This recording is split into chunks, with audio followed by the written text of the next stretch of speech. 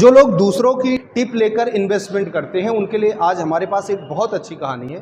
कहानी सुनेंगे तो आपको यकीन हो जाएगा कि हमें अपने दिमाग से अपने हिसाब से ट्रेडिंग करनी चाहिए या इन्वेस्टमेंट करना चाहिए या किसी दूसरे के हिसाब से। तो आइए एक बहुत अच्छी कहानी सुनते हैं जो है सर आइजैक न्यूटन की। सर सन 1711 में 1711 में एक कंपनी इस्टेब्लिश हुई थी जिसका नाम था साउथ सी, और ये कंपनी समुद्री व्यापार के तहत पैसा कमाने वाली थी। तो उस समय इस साउथ सी कंपनी का नाम बहुत ही चर्चा का विषय बना हुआ था और इसके शेयर प्राइसेस बहुत तेजी से ऊपर जा रहे थे। 1720 में सर आइजैक न्यूटन को भी किसी ने बताया कि सर आप बहुत बड़े वैज्ञानिक हैं, आप इतने समझदार हैं, तो अगर आप भी चाहें तो पैसा कमा सकते हैं। और सर आइजैक न्यूटन ने 1720 में अपने प्रॉपर्टी का कुछ हिस्सा जो कि कैश के रूप में उनके पास पड़ा था, उन्होंने इसके शेयर्स खरीदे। कुछ दिनों में इनको अच्छा प्रॉफिट हुआ। इन्होंने जो पैसा लगाया था लगभग उसका डबल हो गया। इन्होंने उस पैसे को निकाल लिया। साउथ सी कंपनी का शेयर बड़ी तेजी से और ऊपर फिर और ऊपर फिर और ऊपर बढ़ता गया। और अगर देखा जाए तो इतिहास में इसे साउथ सी बबल के नाम से भी जानते हैं। कुछ दिनों बाद जब इनको पता चला कि शेयर्स और भी बढ़ता जा रहा है, लोगों ने इनसे कहा कि सर आप और पैसे का इन्वेस्ट करिए। अब इनसे रहा नहीं गया क्योंकि इनको लग रहा था कि ये शेयर लगातार और बढ़ता जा रहा है तो हम इसमें और भी पैसा कमा सकते हैं। तो इन्होंने अपनी कमाई का ज्यादातर हिस्सा क्या कर दिया, फिर से इसी शेयर में इन्वेस्ट कर दिया।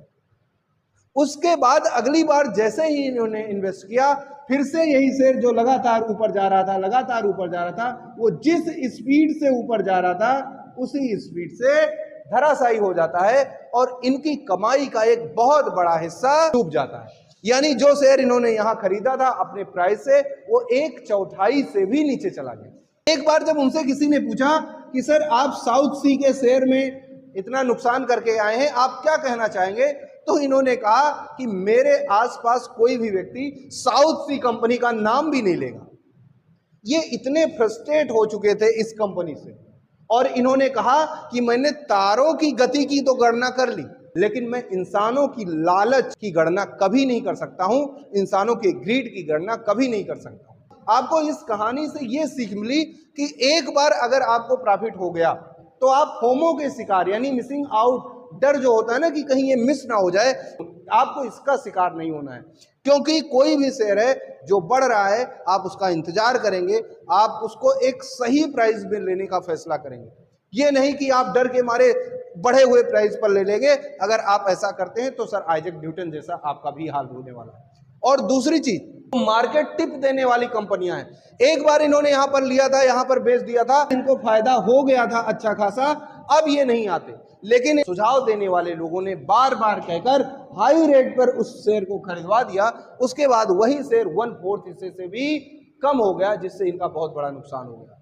तो यहां पर दो बातें सीखने को मिलती हैं कि शेयर मार्केट ऐसा जायंट है कि इसमें कोई भी बड़ा से बड़ा वैज्ञानिक, बड़ा से बड़ा गणितज्ञ भी क्या हो सकता है, मात खा सकता है। तो बहुत ही सोच विचार के साथ फैसला लेने की जरूरत है, क्योंकि सर आइजैक न्यूटन से ज्यादा समझदार हम और आप तो नहीं हो सकते।